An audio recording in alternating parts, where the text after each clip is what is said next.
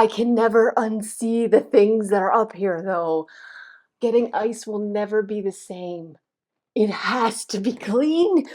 Hey, and welcome back. I would say I'm very excited about today's video, but that would be a lie because we're doing things I don't want to do, but we have to do, and that's spring clean the house. Spring cleaning, spring cleaning. I'm just not one of those people who loves cleaning my house. I want to take a shortcut. I just want it clean, but I don't want to work at it. You know what I'm saying? So I have a cleaning routine that's amazeballs. If you're just like me, for a flawlessly clean house, even if you don't like cleaning.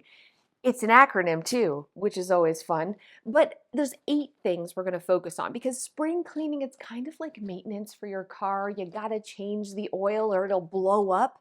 You have to maintain your home or else all that grime is going to add up and it's going to ruin your stuff. So let's talk about spring cleaning and the Fab 8. I wish it was 5. That would sound better.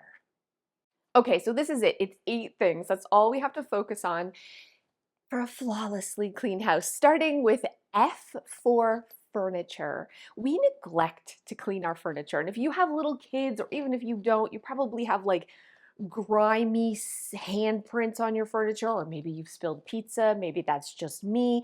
But your furniture is something that doesn't get a deep down clean very often. So that's what we're going to focus on today. Not just your sofas, giving those a really good clean, but also areas like your kitchen table, the legs of your kitchen table, the legs of your chairs. Oftentimes there's food splatter, lots of dust, just grossness down there. So fill a bucket with soapy water and wipe down all of your solid furniture.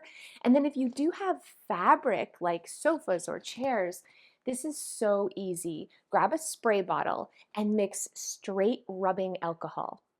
Lightly mist this on your furniture and then buff dry with a clean cloth. This is going to lift all of that dirt and it's not going to leave any watermarks, even on micro suede. I'm telling you, this is a great way to clean your fabric furniture. A quick tip if you have leather furniture is to use wood polish or wood cleaner like Pledge or whatever you have. Even olive oil will really protect your leather and make it shine. I dropped it on here. Ooh, but now the table's so shiny. Sure, let's just do it. Look at you, getting distracted. ADHD is a real thing. Focus on the furniture. The L stands for light fixtures. And these get gross. Not only do they get covered in cobwebs, but if you have like the booby lights or other kinds of lights like this with a bottom, they're covered in bugs. They always have dead bugs in there. And I have bird poo in mine. Don't judge. I let the bird out, and often he's chilling with me. He'll sit here, and it's not like when we're eating dinner. He's not raining poo on us, but he does like to perch up here. So it's gross. So give your light fixtures a good clean. If you have to take down the boob lights because they have dead flies in them, do it. It's going to make such a huge difference. Cleaning your light fixtures just brightens your entire space. This is a titty light, a booby light, whatever you want to call it, in case you didn't know, because they look like boobs. Whoa! It's not so bad. It's not so bad. I'm blind though. Do not look directly at the light bulb. Booby lights, like to be scrubbed. Why have these? They're so ugly. Because I'm cheap. And it came with the house. And I don't really care. Da, da, da, da. If you have pot lights, reach your hand up in that hole because I guarantee there's bugs and cobweb. Oh, God. Even the new, like, flush mount ones, whatever they're called, mine always get covered in cobwebs. Hell to the no. Is something growing in there? What is that? And why is it in the light fixture? It's like cobwebs that have grease on them. Oops.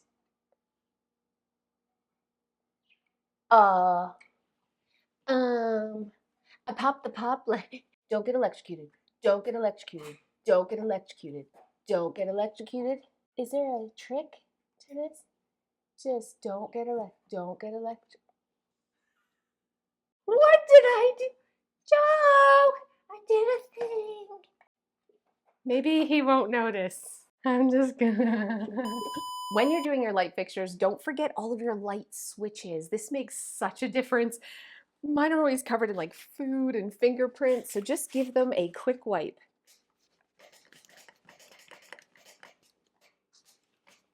Nice.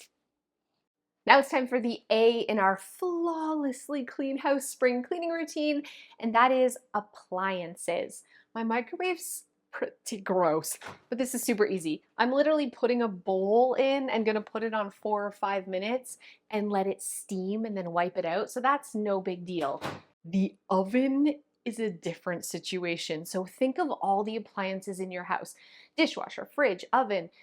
We got to clean them because this is about maintenance. And my oven, even though it's self-cleaning, it stinks. I don't like using it. It gets way too hot. So I'm just going to give it 5 minutes of elbow grease. Probably the most important thing to do when cleaning your appliances is the suckiest part. You actually have to move out the appliances because the side could be covered in splattered food that could actually be smelling up your kitchen. This isn't so bad. Yeah, okay. No big deal. Let me know in the comments below how bad yours is. Pull it out. Just for fun, pull out your stove. I just kind of half cleaned the stove. It's so much better than it was, but now I'm gonna move on to the fridge. But before that, don't neglect your coffee maker.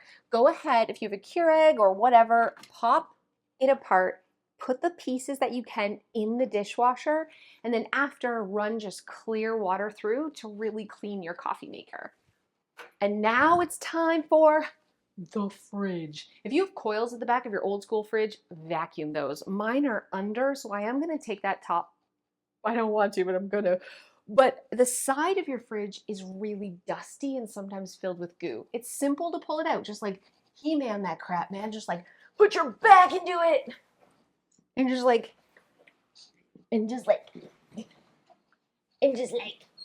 yeah. It won't scratch your floor. They have like little wheels, so you're good to go.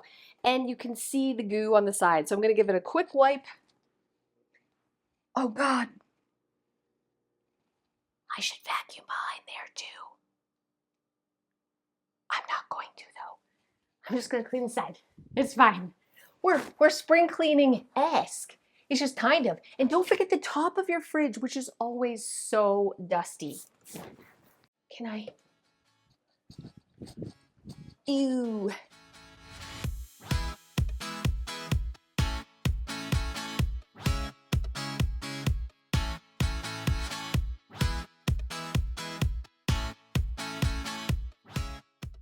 I wonder how you clean this ice maker thingy. Is this even cleanable? Because it's like, look at it. It's real gross. I don't want to break it like I did the light. Da da da da, clean enough. 1, 2, 3. Leverages, my friend.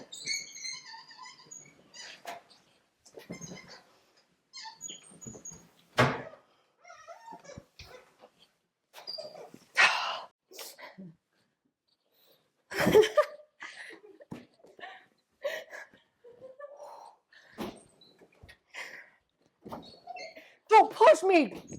Kicking ass! Seriously though, pull your fridge out today. Right? Right? Woo! I think I got it. And Nope.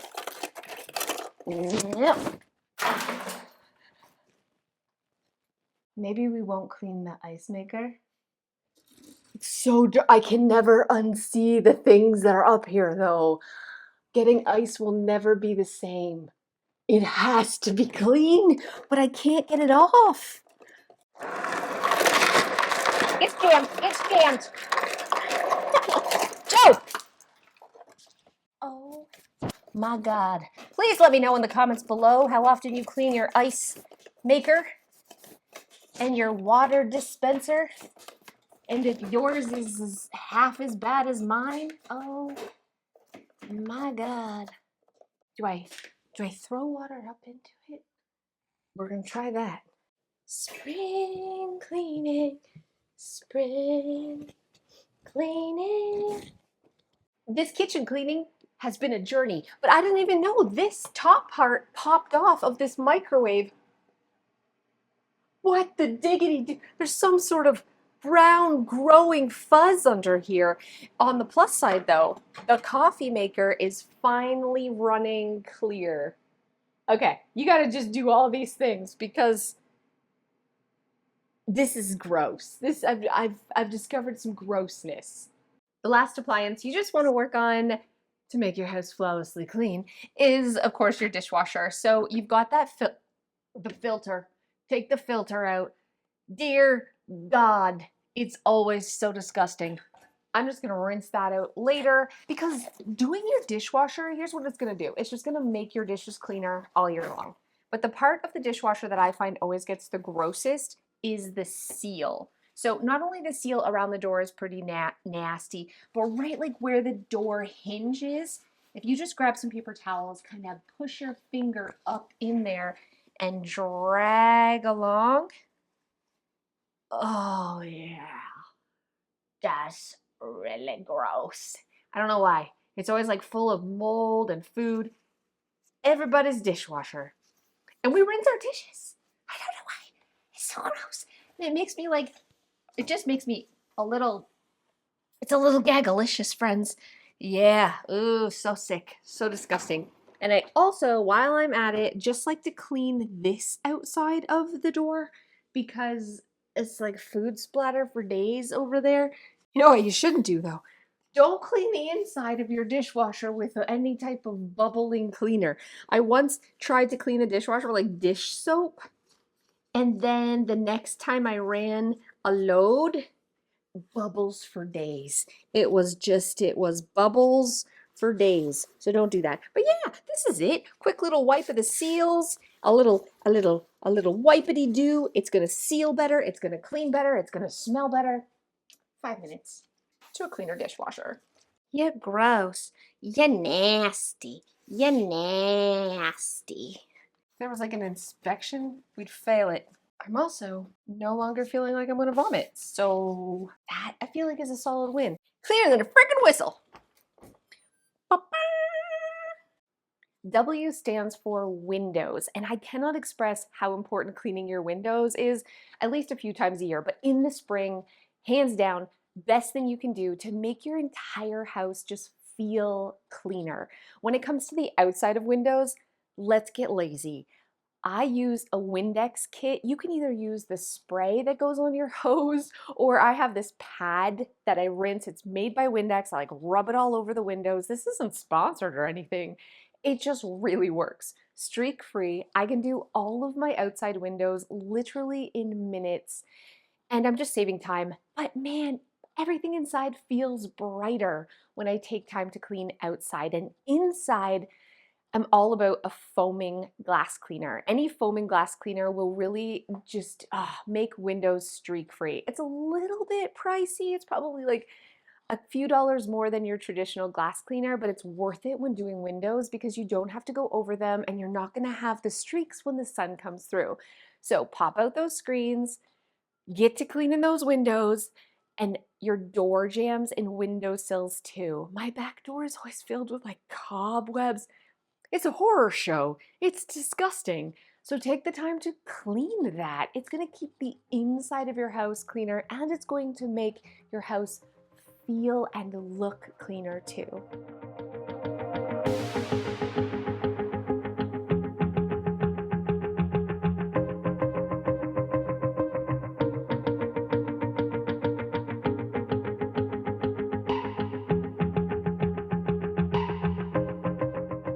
L in this cleaning routine stands for laundry, and not like just doing your laundry, which is also important, but cleaning your laundry area. This is one of the most neglected rooms in my house. It's kind of disgusting, which is ironic because it's the room that I use to get things clean, but I don't have a lot of storage. Everything just tends to get dumped here. Giant bags of dog food or whatever else. But also, my laundry machines are kind of gross. So take the time right now and give it a little bit of a clean, especially if you have a front loader like this. Oh my God. There's like a hairball in here. Check inside your seal. Check in there. It's gross. And that gives clothes that musty smell. It's inside your seal. You might find change in there and other unmentioned, like I got so much in here. I got a nickel and some little bits of God only knows what else. Wipe inside there. It's going to make your laundry smell a lot fresher. And while you're at it, go ahead and clean your laundry trap. I've done this before and it's always so disgusting, but at the bottom of your front loader, there's going to be a little panel here. You want to pop this off. I'm going to have to get something to pop it off. Or punch it. And then there's a filter and a little tube. So put a bucket underneath because, oh yeah. What is this? And why? And how? The stink. I wish I had smell-o-vision. Excuse me. It stinks. No. Oh, I'm touching it. It's happening.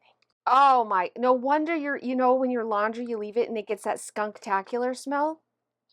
Clean this. And then there's a tube here too. Super important. Take this tube out, take the top off, and drain that because there could be some nasty water in there. Just pull the end. Is it a trick? I'm going to break this like I've been breaking all the other stuff. Oh, the smell. The smell. I got it. And then the water drains out of there, and the water is so stanky. If you haven't changed your filter, do it, guys. It's got to be done. It's going to make your clothes fresher and cleaner and make your laundry last longer, your washing machine last longer. Worth it. Also, while you're at it, go ahead and clean out your lint trap really, really well. Like, get that thing completely clean. Mine has not been emptied in a while. Oh, that's a fire hazard right there.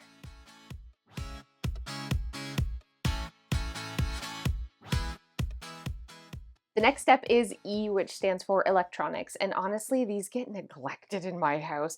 I'm talking about your stereo or your receiver, all your video game consoles. These things get so dusty. I don't know why they attract dust. Your television screen, it may be covered in fingerprints, even though it's not a touch screen.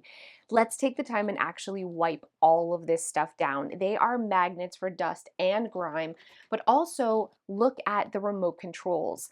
My kids' PlayStation controllers are like covered in cheesies and goo, and the remote controls are disgusting. Now is the time where we want to just focus on all the electronics in your house. Get to scrubbing, find your favorite glass cleaner or multi-purpose cleaner, but the secret is not to spray directly on your electronics. Get your cloth really damp and start scrubbing. The first S is for shelving because, again, we neglect the shelving in our house. Floating shelves, anytime you have it, especially up top, they get really dusty. And then anytime you're walking by, it's like swirling that dust all over your house. So take time to wet dust. And what wet dust means is not just using like a Swiffer or a dry cloth, but get stuff really wet. Take a look around at all the shelving in your home, all the little floating shelves, take everything off and give it a good clean right now. The final S in our flawlessly clean spring routine is to scrub the obvious dirt. That's what he's talking about. I want you to go around your house and actually look for dirt that you've probably not seen, like stains on the carpet that you've been ignoring, or fingerprints in the stairwell, or all on your walls. That's definitely something that I have to tackle today. But my biggest thing that I neglect is like the front of my kitchen cabinets. Fingerprints, food drip, just goo everywhere. Go around with your favorite cleaning product and a rag and just scrub the visual dirt. Hunt for things that you've probably been ignoring. This isn't about decluttering. This is about that grime, the deep down goo that we have to do. We only got to do it like once a year. I hope you're feeling inspired to make your house flawlessly clean this spring. Here's the thing though. anything you can do is better than nothing. I don't want you waiting till you have an entire weekend or take time off work to think that this has to be a huge job. Fill a bucket or a pot with some soapy water and just wipe stuff down that you don't normally wipe down. Like, that is what this is about. Getting the grime before it builds up. We don't have to turn this into some huge undertaking. We just have to get started. Thanks so much, and I'll see you guys next time. Hey guys, thanks so much for those of you who have stayed to the end. If there are little kids watching this video, I would recommend possibly that they don't watch this one with you. Not that it's not like risque or whatever. Sadly, it's not risque. It's just sad. But it does involve human body parts. Okay, let's just jump in.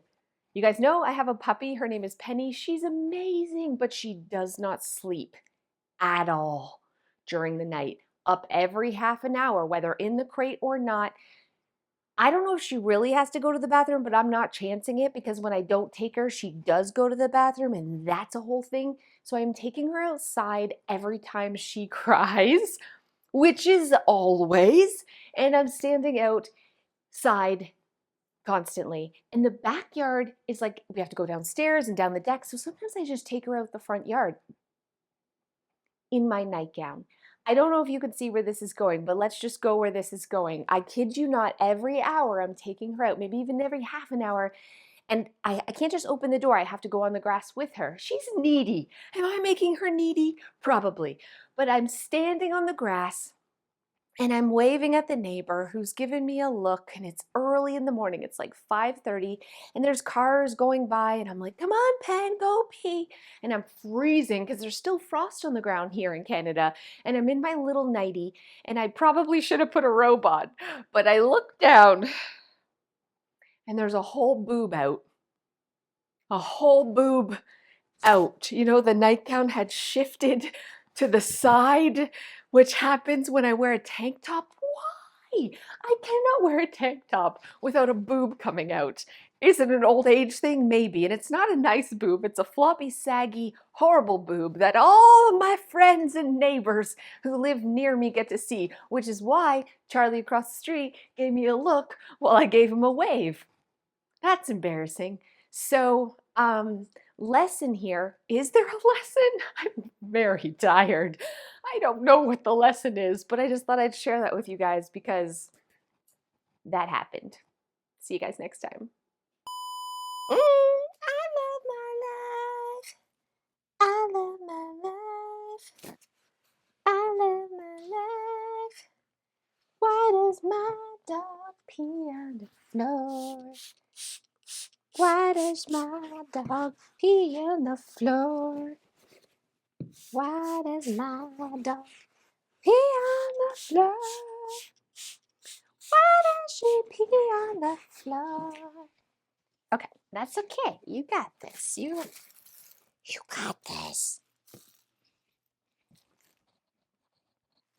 Why does my dog pee on the floor?